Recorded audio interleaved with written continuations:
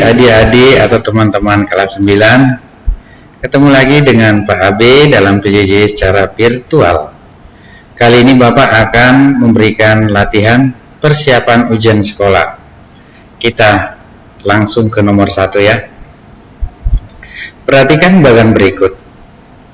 Luas total bangun persegi tersebut adalah, kalau kita hitung-hitung ini ada 12 persegi ya. Nah, berarti kita cari dulu luas total salah satu bangun persegi. Berarti harus tahu kita sisinya ya. Ini panjangnya ini mulai dari 2,4 ya, berakhir ke 4,4. Berarti panjangnya itu berarti 2 cm dong ya. Berarti kalau gitu luas salah satu persegi yaitu sisi dikali sisi. Berarti 2 kali 2 ya. Berarti 4 cm persegi. Nah, karena dia terdiri dari 12 persegi, berarti luas totalnya 12 kali luas salah satu persegi. Kan identik deh ya. Kali 4. Berarti berapa? 48 cm persegi. Kalau dirubah misalnya ke meter persegi ya dibagi 10.000. Berarti 0,0048 meter persegi. Oke, lanjut nomor 2. Perhatikan skema perubahan wujud zat. Ada zatnya ya. Perubahan X, Y, dan wujud A, B, dan C berstruktur adalah, kata kuncinya di menu blend. Menu blend itu perubahan wujud dari mana ke mana yuk? Dari padat menjadi gas. Kalau gas menjadi padat apa?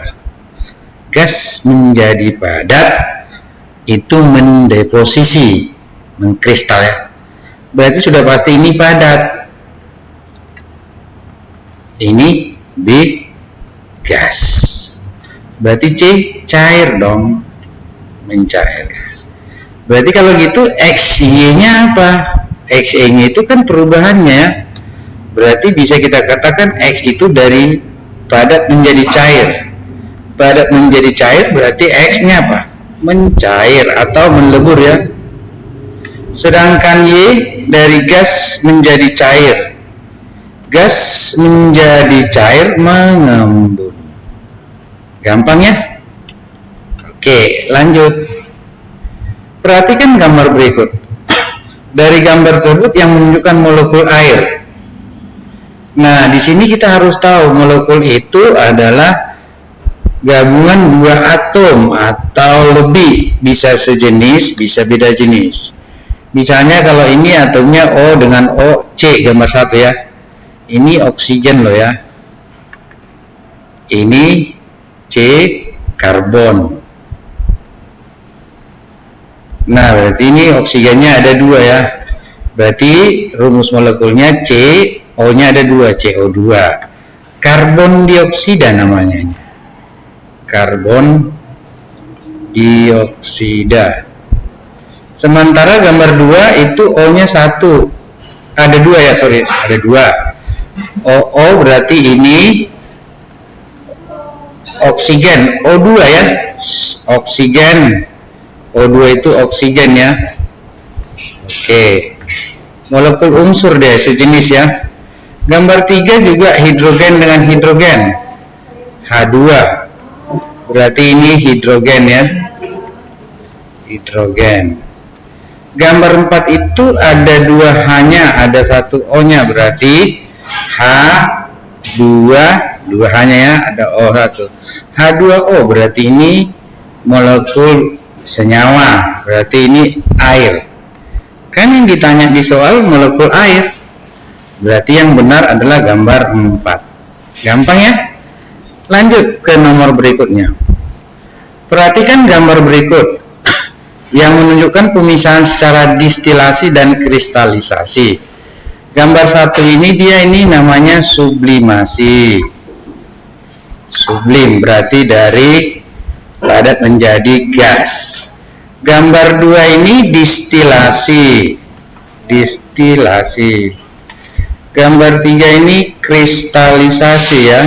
Kristalisasi. Gambar 4 ini penyaringan. Oke, bisa ya. Kita lanjut nomor berikutnya. Perhatikan gambar berikut. Kesimpulan apa yang dapat kamu katakan ini ya, ini tentang gambar 1 dan nomor 2. Gambar 1 dan gambar 2 awalnya sama, panjang logam ya, dipanaskan dengan lilin. Nah, setelah dipanaskan sesudah ya, maka gambar 1 dan gambar 2 panjangnya beda. Lebih panjang gambar 2 ya. Maka kesimpulan yang kita harapkan apa ya? Berarti kesimpulan yang mau diharapkan berarti lebih cepat memuai yang mana? Gambar 2 kan? Berarti gambar 2 ini lebih cepat memuai. Lebih cepat memuai. Kenapa? Karena koefisien muainya ya, koefisien muai panjang ya, muai panjang lebih besar ya. Kalau lebih besar koefisien muainya, maka lebih cepat memuai. Gampang ya. Lanjut nomor berikutnya. Perhatikan gambar berikut. Tuliskanlah beberapa peristiwa yang diakibatkan oleh rotasi dan revolusi bumi. Ini gambar matahari, ini bumi mengelilingi matahari. Satu kali mengelilingi matahari itu namanya periodenya. Bumi itu periodenya 1 tahun. Berarti akan ada beberapa hal yang diakibatkan rotasi dan revolusi. Akibat rotasi apa aja kira-kira? Akibat rotasi misalnya adanya atau terjadinya siang dan malam. Terjadinya siang dan malamnya kan karena rotasi. Terus yang kedua, perbedaan waktu. Perbedaan waktu. Misalnya kalau di Jakarta dan di Bali kan beda waktunya.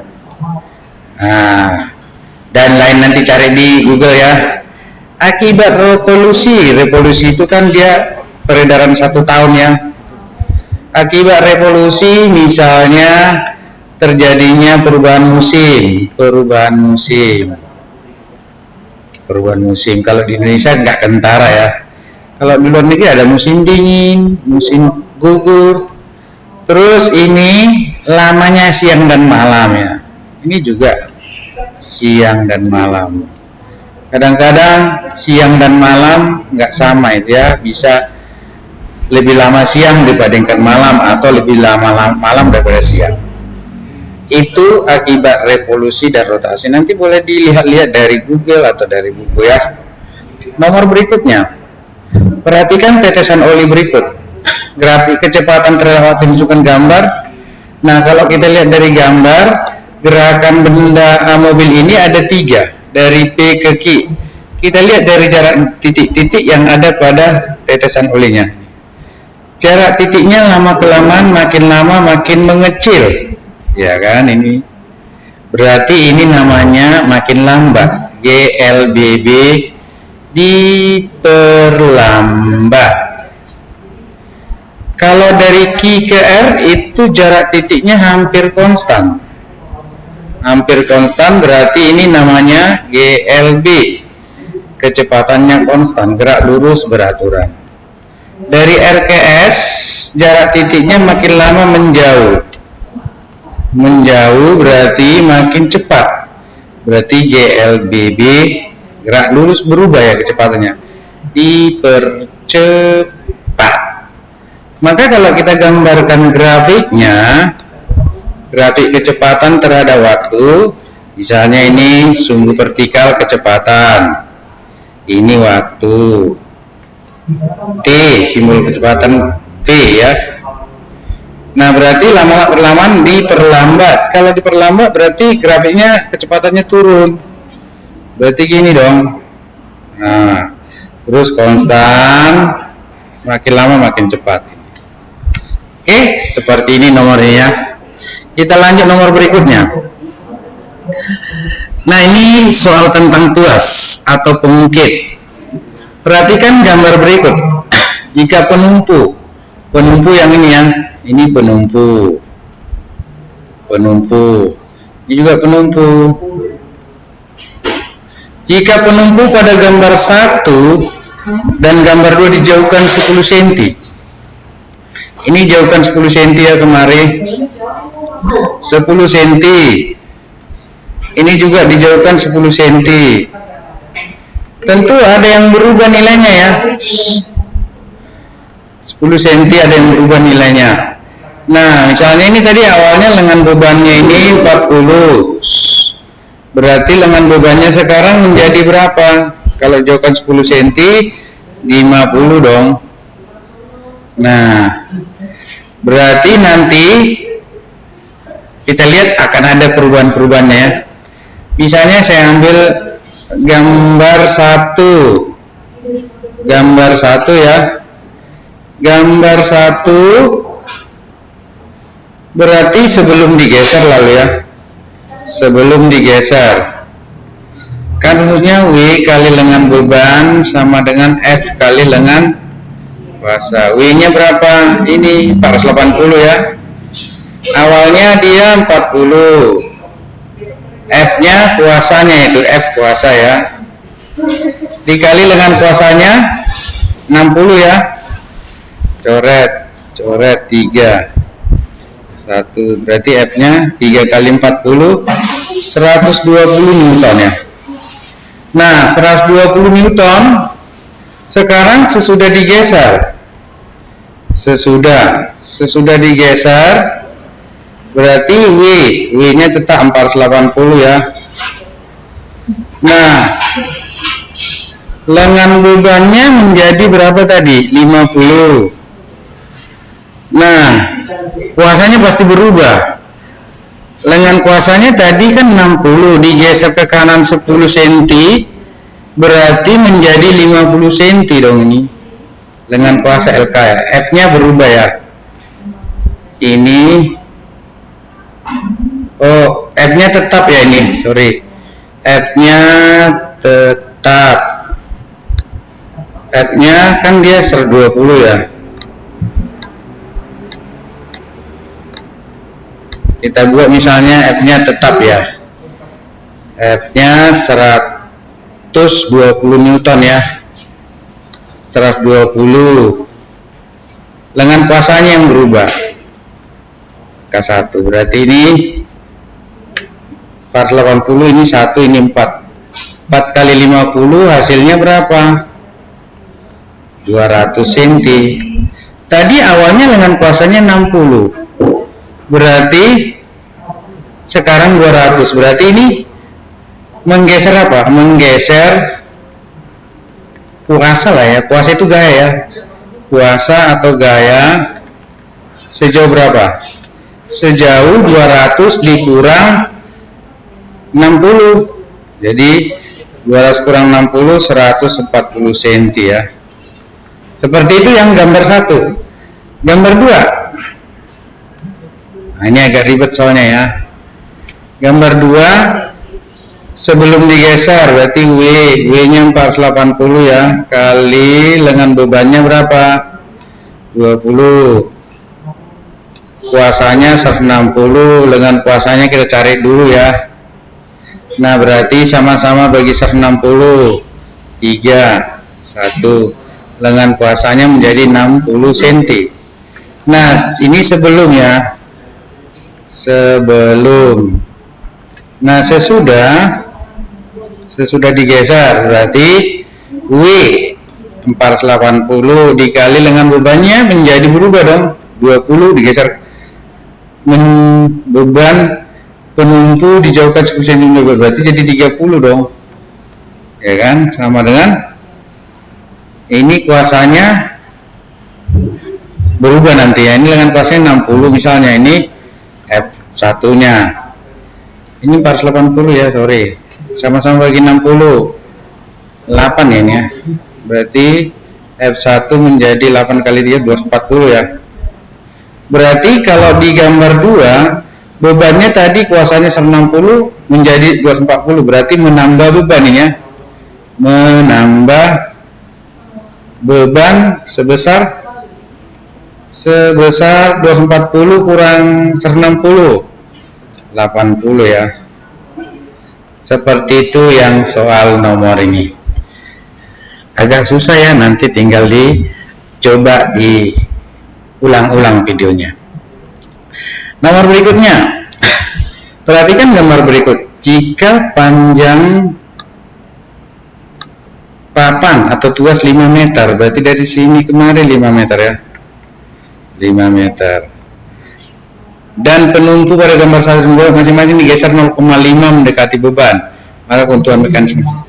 Ini kan titik tumpu, ini digeser kemari 0,5 meter, ini penumpu digeser kemari mendekati beban ya.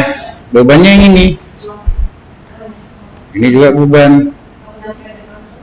Oke, berarti 0,5 meter ya. Berarti kalau begitu akan terjadi perubahan keuntungan mekanisnya. Nah, ini gambar 1 awalnya berapa ya keuntungan mekanisnya? Awalnya ya, cari dulu LK-nya berapa? 5 dikurang 2, 3 meter ya. Terus LB-nya 2. Nah, itu awalnya. Sekarang LB-nya tinggal 3 bagi 2 nanti ya. LB1 kan digeser 0,5, berarti berkurang dong ini. Menjadi 2 kurang 0,5 ya, berarti 1,5 meter. LK-nya juga, jadi LK digeser, LK-nya, oh ini penumpu pada gambar 1 digeser mendekati beban, berarti LK-nya juga akan berubah dong ini ya. LK satunya tadi ini kan 0,5, jadi digeser ke kiri 0,5, jadi LK-nya jadi bertambah ya, jadi 3 ditambah 0,5 ya, bergeser ke kiri soalnya kan 3,5. Nah, jadi ini bergeser ke kiri dia ini. Jadi sekarang jadi di sini dia ini penumpunya kan. Ini kan LB-nya tadi LB1. Yang ini nanti LK satunya kan berubah ya. Jadi dia ini 3,5, tadinya ini 3. Ini jadi 1,5. Sekarang kita cari berapa keuntungan mekanisnya. Keuntungan mekanisnya gambar 1, KM1 ya. LK1 banding LB1. 3,5 bagi 1,5. Yuk, berapa ini? 35 sama dengan 15. Dapatnya 2 dong, 30 ya. 2, berarti 20 bagi 15 berapa ya? 50 bagi 15 3 ya, 2,3 lebih sekian-sekian ya. Nah, sama di gambar 2 juga ini, gambar 2 yang ini. Berarti awalnya ini LK-nya berapa? Lengan kuasanya kan sebelah kanan ini loh. Ini kuasanya ini. Di sini kuasanya. Sini kuasa. Berarti dari sini berarti panjang tuas dong. Ya, LB-nya ini 2 meter dulu awalnya kan. Nah, berarti bisa kita katakan LK-nya awalnya 5 meter. Sekarang LK-nya LB-nya berapa? 2 meter. Kalau penumpunya digeser 0,5 mendekati beban, berarti LB-nya udah berubah dong jadi 1,5. LK-nya juga berubah dong, jadi berapa? 5 kurang 0,5, 4,5. Maka nanti ini LK1 ya. Keuntungan mekanisnya ini LB1. Gambar 2 sama dengan ini. LK1 banding LB1. 4,5 bagi 1,5. Berarti berapa ini? Kan jadi gambarnya ini loh, maksudnya. Jadi kan di sini nanti penumpunya, ya kan? Ini kan nanti dia dari sini kemari 1,5, dari sini kemari kan jadi 4,5. Ini 1,5 ya kan? Berarti KM2-nya berapa? 3 ya. Oke, ini 3, ini 2,3. Oke, bisa ya. Lanjut ke nomor berikutnya. Perhatikan gambar berikut. Jika kedalaman air dari permukaan sampai ke dasar 100 cm, maka tekanan hidrostatis berurutan dari yang terbesar ke terkecil yang dialami ikan. Ini hanya tergantung kepada kedalaman ikan. Kan tekanan hidrostatis P rho kali G kali H. H itu kedalaman. Kalau P tekanan. Berarti kalau dia H besar, sudah pasti nanti tekanannya P-nya besar ya. Dari gambar bisa kita lihat yang paling dalam itu yang mana ya? Yang paling dalam itu yang ikan di bagian B kan? Jadi bukan 20 kedalamannya, 20 ketinggian, 60 cm ikan C itu ketinggian. Jadi kalau ke dalamnya itu mengukurnya dari sini loh, dari sini. Misalnya ikan A ini ketinggian ikan A 70, berarti kedalamannya HA sama dengan 100 kurang 70, berarti 30. Terus ikan B dari sini ya, kedalamannya dari sini. Berarti HB sama dengan 100 kurang 20, berarti 80 cm. Ikan C dari sini, berarti 100 kurang 60, 40 cm. Ikan D yang ini kedalamannya, HD sama dengan 100 kurang 40, 60 ya. Berarti yang paling kan tekanan terbesar ya, berarti ke dalam paling besar, ke terkecil, berarti ke dalam terbesar yang mana? Yang HB 80, berarti tekanan yang paling besar itu B, terus yang mana lagi? Ke terkecil baru B 80, HC 40, HA 30, ini HD 60 kan kedalamannya, D tekanannya D yang paling besar lagi kan. Baru yang ketiga yang B, ini yang B yang paling besar ya, sorry, yang C ini, yang C itu HC itu 40 aja, berarti C. Baru yang paling kecil tekanannya itu yang A.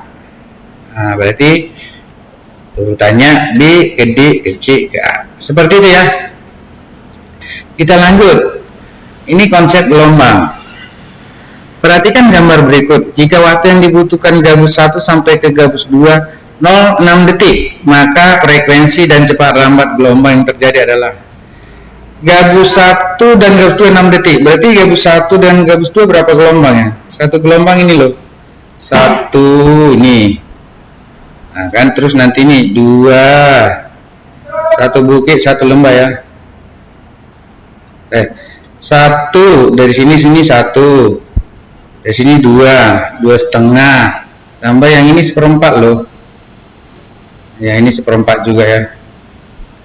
Nah ini 1/4, ini 1/4. Ini satu gelombang, 2 gelombang, tambah ini setengah.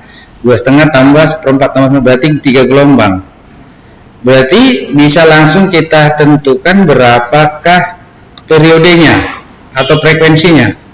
Frekuensi kan N per T. N nya itu kan 3 gelombang ya, dari gabus 1 ke 2. 3 dibagi T nya kan 6 detik. Berarti setengah Hertz.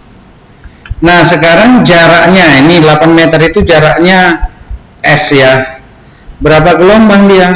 Nah, ini 8 meter, ini cara ini 8 meter. Nah itu dia kan dari sini, dari puncaknya ini sampai ke puncak yang ini. Berarti berapa gelombang dia? Ini 1/4, ke puncaknya ini 1/4, setengah ya. Dari sini kemari, dari sini kemari 1, ini setengah, 1,5 tambah 1/4 sama 2 ya. berarti 2. Berarti kalau gitu panjang gelombangnya udah dapat dong. Dari yang 8 meter ini, panjang gelombang kan S per N1. N1 nya kan dia 2 gelombang. S itu 8, berarti 4 meter. Berarti frekuensi sudah ketemu. Cepat lambat apa rumusnya? Panjang gelombang dikali frekuensi kan? Nah, berarti panjang gelombangnya 4 kali frekuensinya setengah. 4 kali setengah berapa?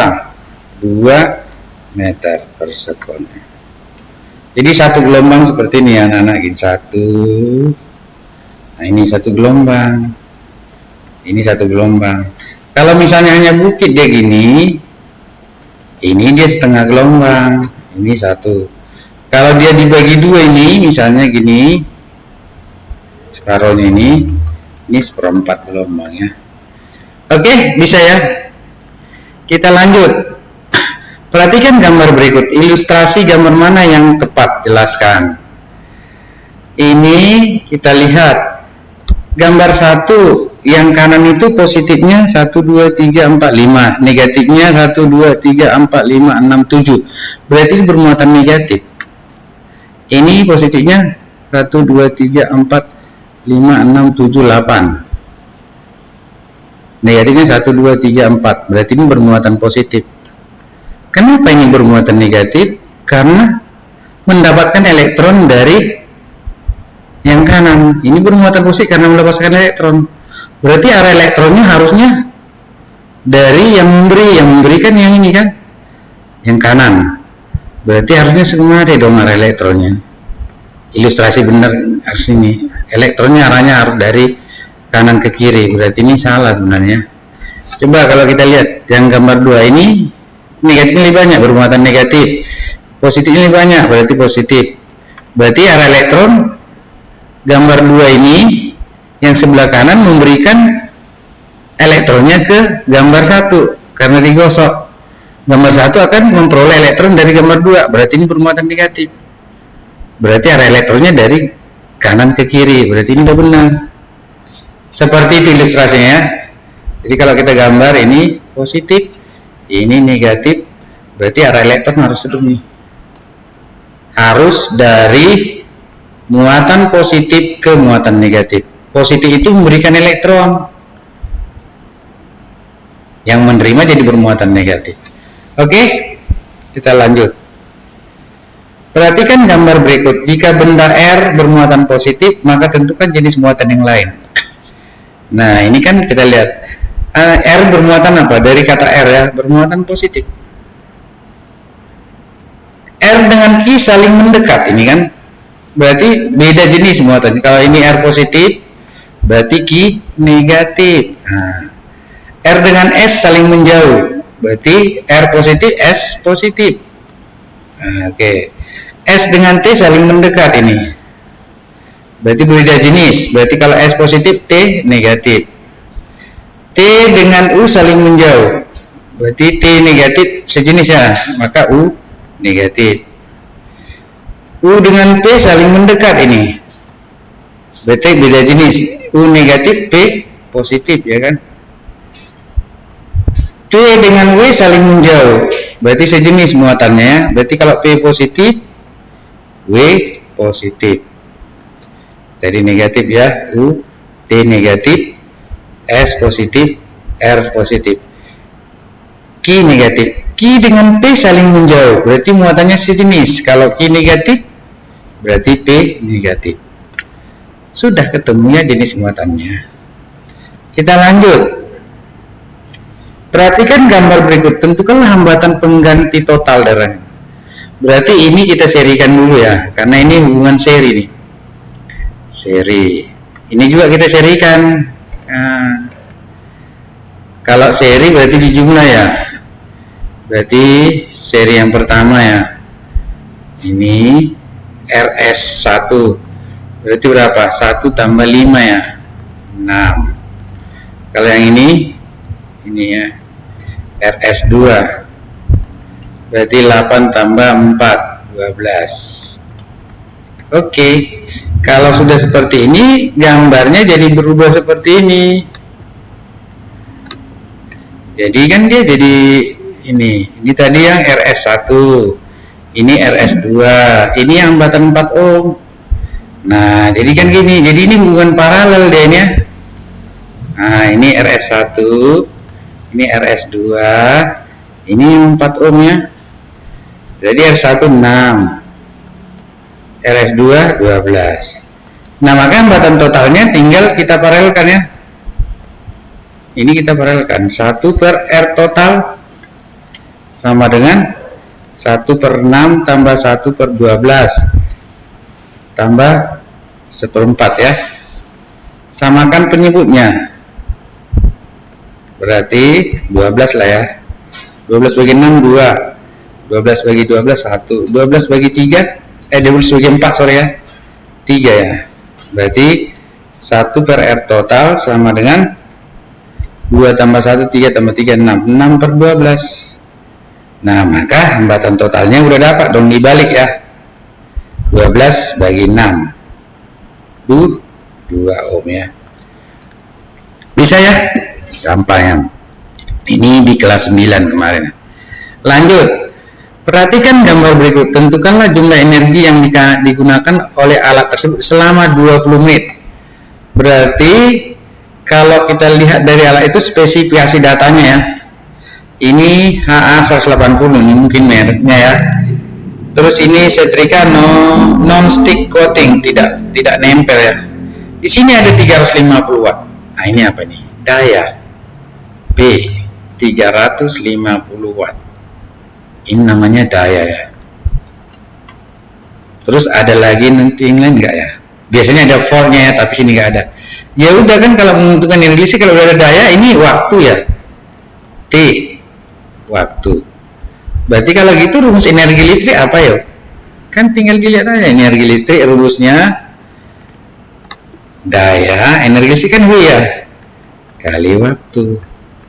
Berarti kan dayanya dapat dari gambar ini ya, 350 watt, 350 dikali 20 kita jadikan ke joule, berarti menit kita jadikan joule. 1 menit 60 detik, berarti kali 60. Berarti berapa ini yuk? 35 kali 2 0, 350 kali 2 itu 10, 700 dong. Tambah 1 nolnya, 7000 kali 60 kan, ya kan? 350 kali 2 kan 700. Berarti 7 kali 6 42, tambah nolnya 1 2 3 4, 2 3 4, 420.000 joule ya. Gampang ya. Oke, nanti ada soal yang mirip seperti ini. Kita lanjut. Perhatikan gambar berikut. Tentukanlah alat-alat yang bekerja berdasarkan induksi elektromagnetik. Alat yang bekerja berdasarkan induksi elektromagnetik yaitu mengubah energi gerak menjadi energi listrik ya. Contoh ini yang nomor 1 ini kan kincir angin memutar dinamo, ada nanti generatornya ya, menghasilkan energi listrik. Ini dinamo sepeda, ini juga benar. Generator, ini generator pembangkit listrik tenaga air ya, generator, pakai generator ya. Ini benar. Berarti ini kalau ini menggunakan gaya Lorentz nih. Sama yang 4 juga ini gaya Lorentz ya. Jadi kalau yang menggunakan energi induksi elektromagnetik harus perubahan medan magnet menghasilkan medan listrik ya. Perubahan medan magnet akibat adanya perubahan gerak. Jadi misalnya kayak kincir angin berubah gerak. Ini kan dinamo sepeda. Ketika sepeda berputar, maka dia akan memutar dinamonya, kepala dinamonya ini. Maka nanti terjadi perubahan energi listrik menghasilkan nyala lampu ya. Sama ini air terjun pada pembangkit listrik air memutar generator sini ya. Ada generator sehingga menghasilkan perubahan medan listrik. Itu dia ya. Kita lanjut. Perhatikan pernyataan berikut. Litium. Kalau litium itu rumus kimianya apa ya? Li. Neon, Ne, L besar I kecil, N besar E kecil ya, air H2O, ferum ini besi ya, F besar E kecil, karbon dioksida CO2, kalsium C besar A kecil, natrium klorida N besar A kecil, Na, natrium klorida C besar L kecil, NaCl. Yang termasuk molekul pada pernyataan itu, molekul itu gabungan dua atom.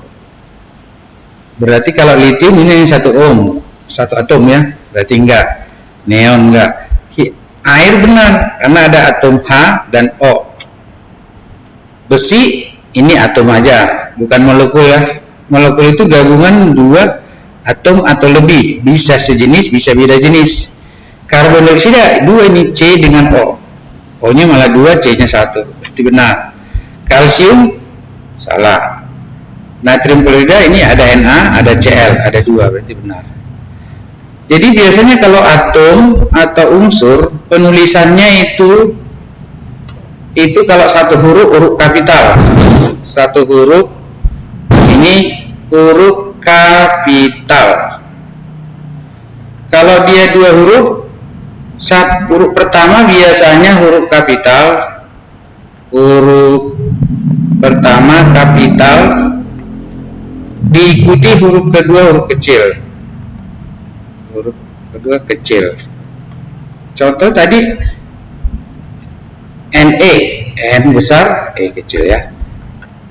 Oke, seperti itu yang nomor soal ini. Perhatikan pernyataan berikut. Beralih ke lampu LED, matikan ini. Usaha-usaha menghemat energi yang pertama yang ini. Beralih ke lampu LED, itu namanya. Matikan peralihan yang tidak digunakan, benar. Penggunaan air yang berlimpah saat mandi, salah dong, ini bukan ini. Menggunakan tutup panci saat merebus makanan, benar. Jangan sering menggunakan mesin pengering, benar dong. Sebenarnya itu menghemat energi. Membuka gorden siang hari agar sinar matahari dapat membantu pencahaya di dalam rumah, benar ya. Itu usaha-usaha untuk menghemat energi. Lanjut, perhatikan tabel berikut. Lautan yang bersifat garam, basa dan asam. Kalau garam itu tidak mengubah kertas lakmus, tidak mengubah warna kertas lakmus.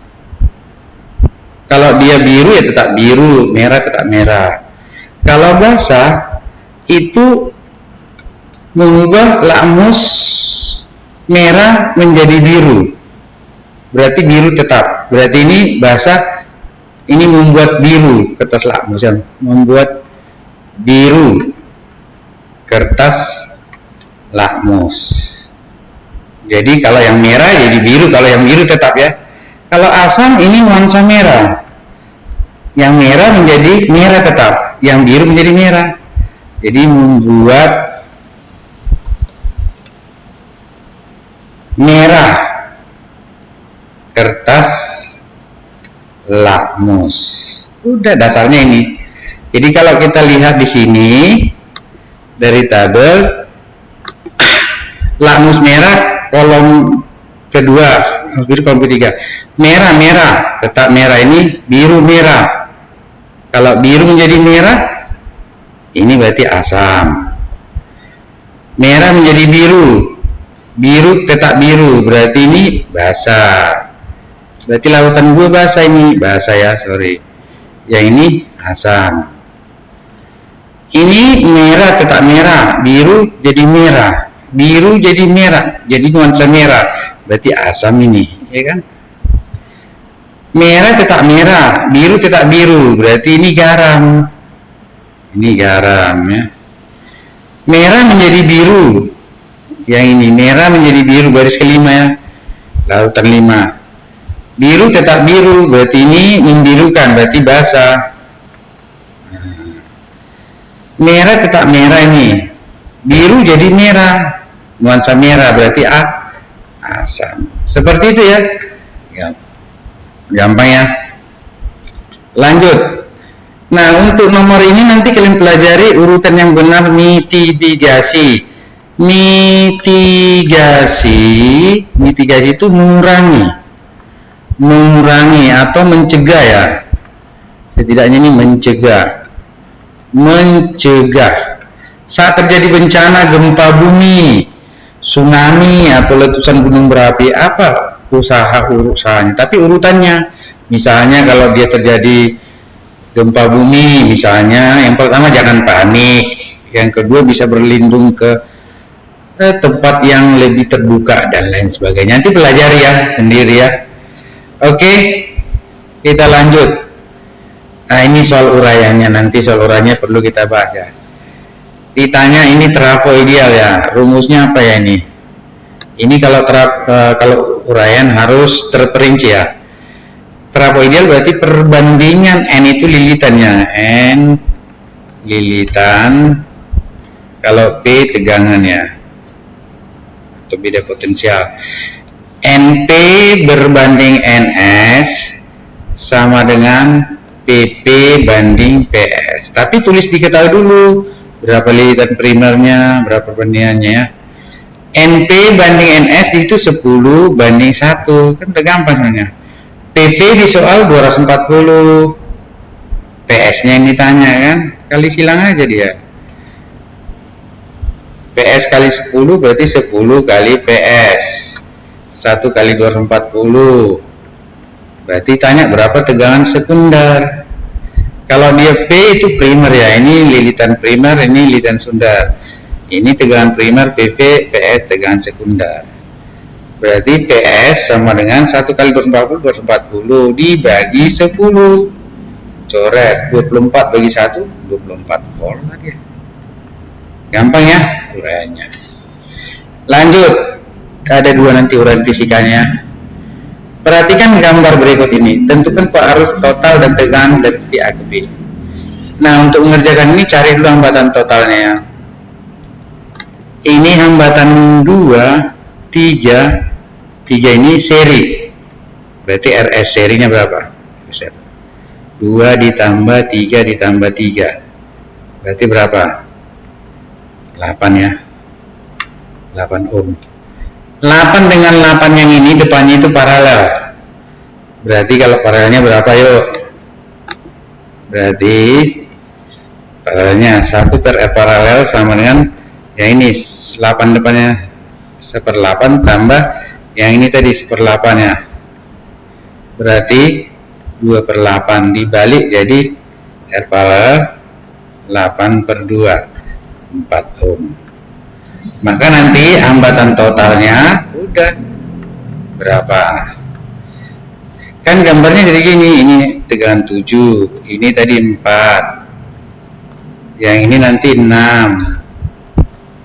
Nah, ini nanti udah kita paralelkan semua kan. Ini nanti R paralelnya yang besarnya 4 tadi ya. Berarti ini kan seri jadinya kan.